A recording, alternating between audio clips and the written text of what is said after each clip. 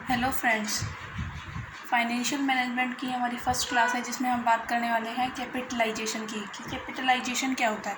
Capitalisation एक part है financial plan का, जिसमें ये जो कैपिटलाइजेशन वर्ड है ये डिराइव हुआ है कैपिटल से।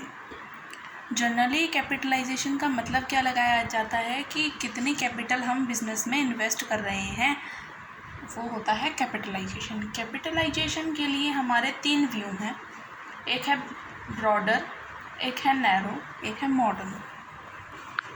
इंटरप्रिटेशन ऑफ कैपिटलाइजेशन, फर्स्ट मैंने बताया था broader interpretation of capitalisation and second one is narrow interpretation of capitalisation and third one is modern interpretation of capitalisation.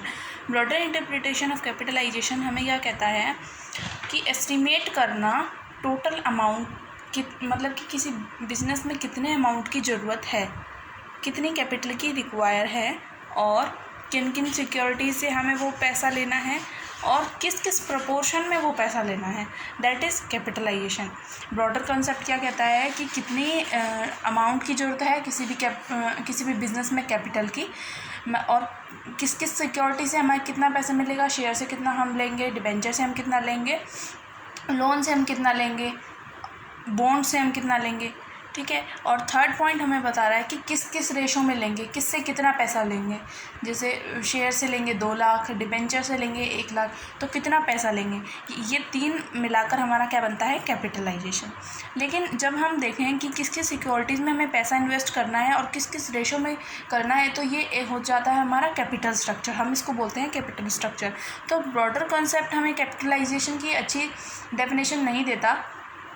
अब हम बात करेंगे नैरो इंटरप्रिटेशन ऑफ कैपिटलाइजेशन की। नैरो इंटरप्रिटेशन ऑफ कैपिटलाइजेशन हमें क्या कहता है, नैरो सेंस में हमें कैपिटलाइजेशन का मतलब बताता है कि जितने भी हम एक फर्म में लॉन्ग टर्म लोन्स की ज़रूरत है वो ही क्या होगा, कैपिटलाइजेशन होगा।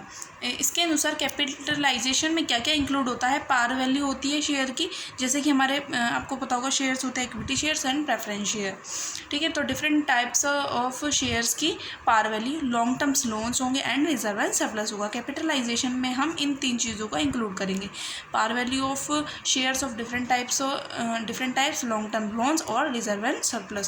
तो ये था हमारा नैरो कॉन्सेप्ट। ये भी हमें कैपिटलाइजेशन की अच्छी सी डेफिनेशन नहीं देता है, क्योंकि ये खाली लॉन्ग टर्म्स रिक्वायरमेंट को ही देखता है, और जबकि बिज़नेस को रन करने के लिए शॉर्ट टर्म रिक्वायरमेंट्स भी होती हैं, वर्किंग कैपिटल की ज़रूरत होती है, डे टू डे के वर्किंग कैपिटल की ज़रूरत होती है उसके लिए। तो ये भी हमें अच्छी सी डेफिनेशन नहीं बताता है कैपिटलाइजेशन की। इसके बाद हम बात करेंगे मॉडर्न इंटरप्रिटेशन ऑफ कैपिटलाइजेशन की।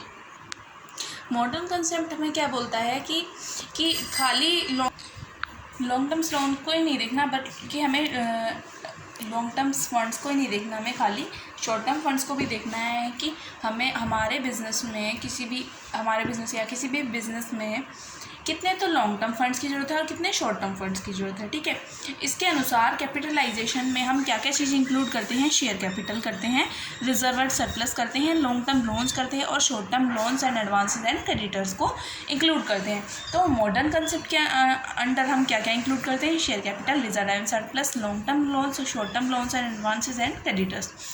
अच्छा, अब हम थोड़ी सी रिवीजन कर लेते हैं। ब्रॉडर कॉन्सेप्ट था, ब्रॉडर कॉन्सेप्ट हमें क्या बताता था कि किसी भी बिज़नेस में कितने फंड्स की ज़रूरत है, कितने कैपिटल की ज़रूरत है और किन किन सोर्सेज से हमें लेनी है और किस किस रेशो में लेनी है। लेकिन किन किन सोर्सेज से लेनी है और किस रेशो में लेनी है, दैट इज़ कैपिटल स्ट्रक्चर। तो it is not a correct definition of capitalisation.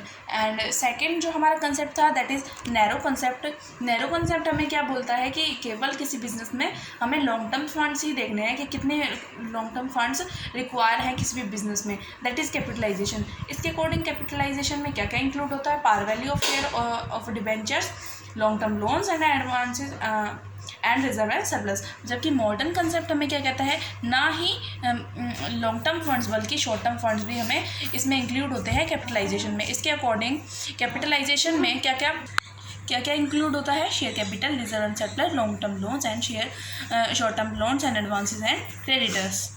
उम्मीद है वीडियो समझ आया होगा आपको। Like, share, subscribe and comment जरूर कीजिएगा। Thank you so much.